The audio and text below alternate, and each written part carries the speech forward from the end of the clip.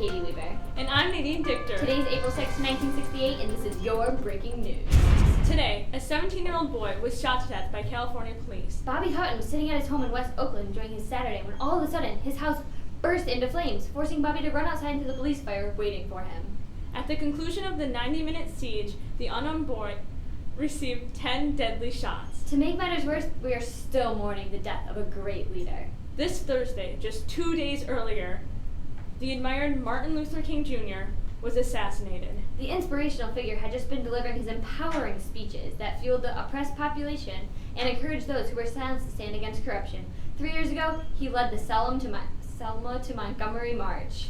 The march helped to reiterate the right to protest and establish more voting rights. Many assured that his death will not end civil rights movements and to continue his legacy and finally reach his dream. Let's flash back to the civil rights victory forced upon Arkansas by President Eisenhower, which was achieved 10 years ago. Yes, in 1957, Eisenhower tried to integrate a school in Little Rock. African Americans attended a white school were tormented and discriminated against. As a result, Eisenhower sent troops to follow and protect the students. This was one of the first attempts of a federal government to go above state government to protect minorities and African Americans. TBT to 13 years ago when a woman by the name of Rosa Parks was arrested for refusing to move to the back of a bus. She triggered a form of civil disobedience, which referred to as the Montgomery bus boycott, where many African Americans refused to be segregated on public transportation just for the color of their skin. Speaking of transportation integration, the infamous group called the Freedom Riders achieved their goal to attain integrated public transportation, and now whites and African Americans may ride to work together. Their interstate trucks protested unfair bus restrictions and broke racial barriers. However, some disputes of the matter still linger today. Though the civil rights movement has attained many accomplishments, there is still so much inequality. Now to Alexis Riad, who is interviewing people on the streets. Alexis? Thank you, Katie. I'm here at Woolworth's Diner, the diner in Greensboro, in which African American students had a sit-in despite assault and police. I am here with Kelly Dichter. And I'm going to ask her some questions about the civil rights movement. Kelly, how do you feel about the civil rights movement? Well, I think that everyone should be equal. So some people have to fight for it. I believe they should.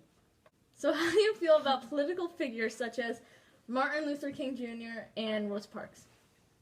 Well, I think they set an example for what people should do and what people want. And sometimes people are afraid to take it on and do things for themselves, so they just need a strong leader to let them know they're not the only ones that feel that way. And I think they're letting it be known. Now, a lot of people say that Rosa Parks wasn't very courageous, she was just stubborn. How does that make you feel? Well, I think that if someone was growing up and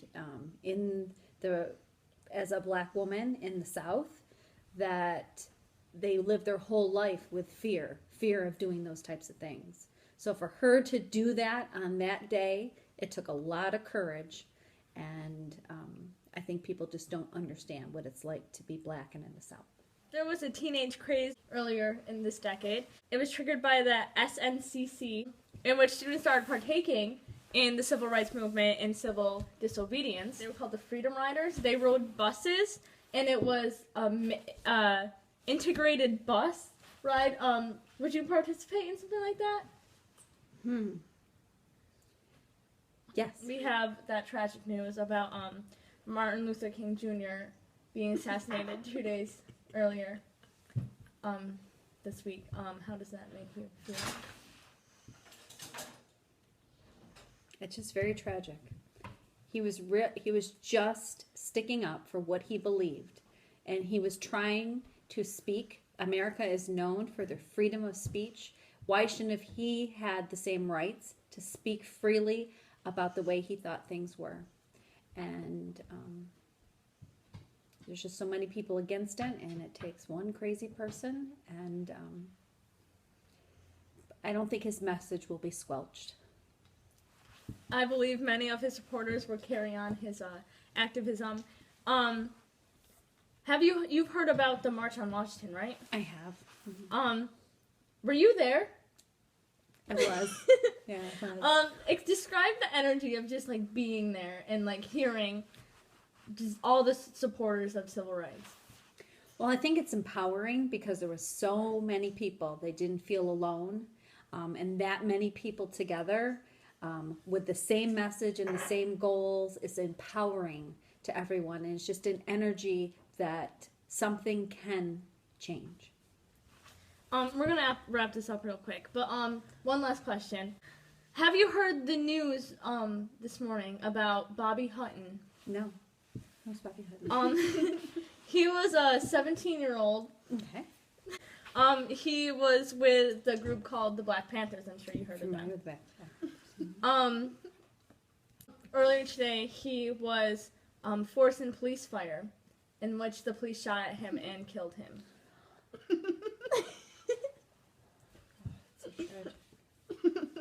When does it stop?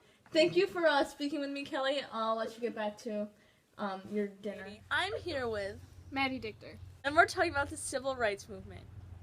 Maddie, have you ever heard of the SNCC? I haven't. Well, it's a organization committed to recruiting kids, college level and like high school kids, to the civil rights movement. Would you be interested in being a part of that group? Of course. Of all the civil rights movements, such as integrating schools, integrating transportation, voting rights, which one are you most passionate about? Which one affects your life the most? I would have to say schools, integrated schools, because everyone should have an equal opportunity in education to be literate, because then they can vote responsibly and just have a good say in what they believe in. And Maddie, how old are you? I'm 17. There's this one kid, his name is Bobby Hutton. He is also 17. Earlier today, he was actually shot to death by police. What are your thoughts on a teenager your age getting killed by policemen just to obtain some rights? It's awful. People should be able to live a happy life doing what they want. Police just ended his life too early. Like, the mess ups. Yeah.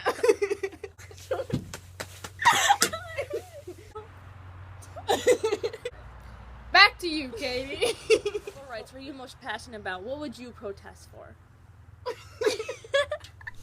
TBT to 13 years ago. We never had any problems. What about, like, how do you feel about Martin Luther King's assassination? That was horrible. Aw. What are your thoughts on Rosa Parks? Is she a heroine or is she just, like, stubborn? She's a heroine. I mean, now, isn't she going to be on the new $10 bill? Or is that not her? I think it's Harriet Tubman. Okay, I got the wrong person. Um, Well, anyways, any civil rights moves to better the country was a good thing.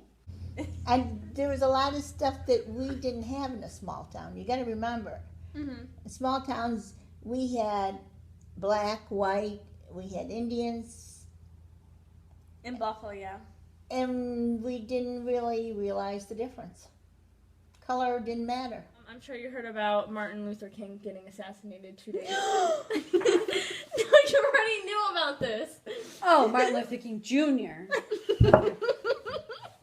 Okay. Yeah, I did. I'm gonna redo that one. I'm not going to, that's just...